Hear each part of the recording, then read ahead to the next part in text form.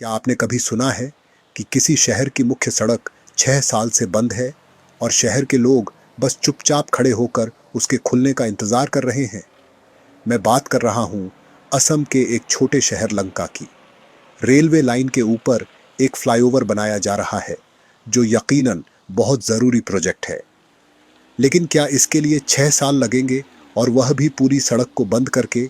जबकि आसानी से एक बाई लेन बनाई जा सकती थी जिससे यातायात जारी रह सकता। लेकिन ऐसा न करके पूरी सड़क को बंद कर दिया गया और शहर को ठप कर दिया गया। कोई डेडलाइन नहीं है, कोई नहीं जानता कि काम कब पूरा होगा, कब शहर के लोग फिर से इस रास्ते से सामान्य रूप से आ जा सकेंगे।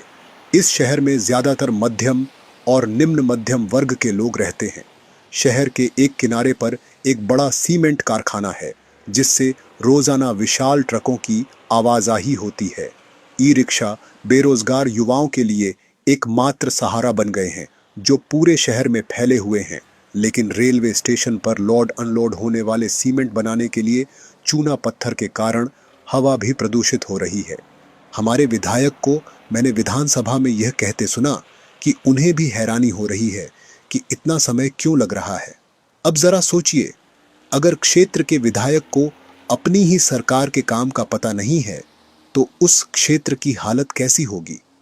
जब इस फ्लाईओवर का काम शुरू हुआ, ठीक उसी समय शहर के नंबर 1 रेलवे गेट के ऊपर भी एक और फ्लाईओवर का काम शुरू हुआ, लेकिन वह पुल महज 2 साल में बनकर तैयार हो गया। अब लोग उसी नए पुल से होकर 5 से 7 किलोमीटर का चक्कर लगाकर आ जा रहे हैं। अगर नंबर 1 पुल 2 साल में बन सकता है, तो नंबर 2 पुल 6 साल बाद भी क्यों अधूरा है? इतनी धीमी गति से काम क्यों चल रहा है? कोई डेडलाइन नहीं, कोई जवाबदेही नहीं। कभी कभी काम होता है, फिर अचानक बंद हो जाता है, फिर कभी शुरू होता है और फिर बंद। यही चलता आ रहा है। एक फ्लाईओवर 2 साल में पूरा, दूसरा 5 साल बाद भी अधूरा। हम लंका को शहर कहते हैं, लेकिन यहाँ बुनियादी सुविधाएं भी नहीं हैं। हर 5 साल में नगर पालिका का चुनाव होता है। हम लाइन में खड़े होकर अपने वार्ड के कमिश्नर को चुनते हैं। फिर एक नया मेयर या चेयरमैन आता है। हम उम्मीद करते हैं कि कुछ अच्छा होगा, लेकिन कहाँ, कुछ भी बेहतर नहीं होता। शहर में पानी निकासी के लिए नाले नहीं हैं। कुछ सड़कों पर जो नाले बनाए भी जा रहे हैं, वे जमीन से काफी ऊंचे हैं, जिससे घरों का गंदा पानी सीधे सड़क पर बहता रहता है। जगह जगह कूड़े के ढेर लगे हैं। जिन्हें हमने वोट देकर जिताया, जिनकी जिम्मेदारी थी कि वे इन समस्याओं का समाधान करें, वे ज्यादातर सोशल मीडिया और मंचों पर गमछा पहनने और पहनाने में व्यस्त हैं। कई लोग अलग अलग राजनीतिक दलों से जुड़े हैं। सोशल मीडिया खोलते ही उनकी तमाम पोस्ट दिखती हैं। नहीं, मैं गलत नहीं कह रहा। हर किसी को पोस्ट करने की आज़ादी है। लेकिन सवाल यह है कि ये नेता सोशल मीडिया पर जितने एक्टिव हैं, उतने काम में क्यों नहीं हैं।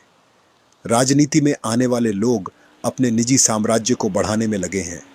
शहर की हालत सुधरे या न सुधरे, उन्हें कोई फर्क नहीं पड़ता। उनकी प्राथमिकता यह होती है कि वे किसी पार्टी में कौन सा पद पा सकते हैं, थाने में उनकी कितनी चलती है, या सरकारी ठेके उन्हें कैसे मिल सकते हैं। शहर की सबसे ज़रूरी सड़क नगांव रोड, जहां थाना, post office, circle office, school, railway station है, उस सड़क के बीचों बीच बड़े बड़े गड्ढे हैं। और मज़े की बात यह है कि इस सड़क पर थाने के ठीक बगल में लंका प्रेस क्लब भी है, लेकिन सब चुप हैं। यह कोई हाल की बात नहीं है, कई सालों से यही स्थिति बनी हुई है।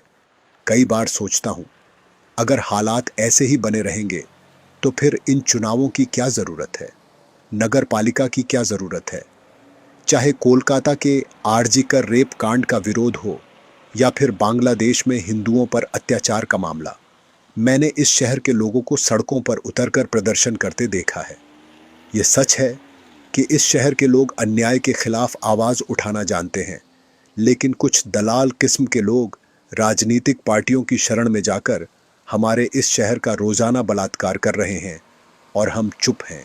हम अपने अधिकारों के लिए कब लड़ेंगे, कब हम सड़कों पर उतरेंगे, शहर के युवा कब जागेंगे।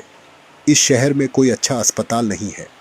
हमें हुजई या फिर शंकर नगर के नए अस्पताल पर निर्भर रहना पड़ता है। लेकिन अगर किसी मरीज को लेकर जाना हो तो एम्बुलेंस किस रास्ते से जाएगी? मुख्य सड़क तो 6 साल से बंद है। सोचने की बात है कि आखिर हमारे साथ इतना अन्याय क्यों हो रहा है, इतनी उपेक्षा क्यों की जा रही है। कब हम अपने शहर को इन दलालों से मुक्त करके एक सुंदर शहर बनाएंगे? कब हमारे शहर के युवाओं की नींद खुलेगी? यह रिपोर्ट किसी व्यक्ति विशेष को आहत करने के लिए नहीं है। हो सकता है कि कई लोग नेक इरादे से शहर के लिए काम कर रहे हों, लेकिन दिल पर हाथ रखकर बताइए, क्या यह शहर उपेक्षित नहीं है? यह तो सब जानते हैं, चुनाव की हवा आएगी और सड़क भी बन जाएगी और हम सब कुछ भूलकर बदलाव की हवा में झूमने लगेंगे।